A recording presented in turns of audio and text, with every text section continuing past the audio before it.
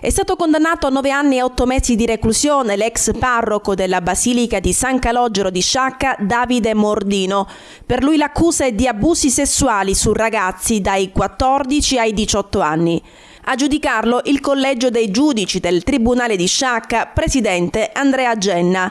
L'ex parroco è stato condannato anche al risarcimento danni di 12.000 euro per 2 dei 3 ragazzi, all'epoca minori, che si sono costituiti parte civile.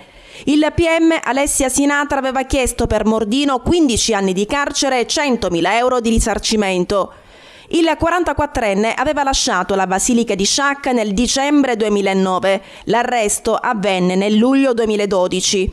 In un primo momento venne portato al Lucerdone di Palermo e poi ai domiciliari. Secondo quanto è emerso dalle indagini, l'ex prete avrebbe adescato i suoi piccoli parrocchiani con la scusa del test sulla sensibilità corporea per poi commettere atti sessuali con minori.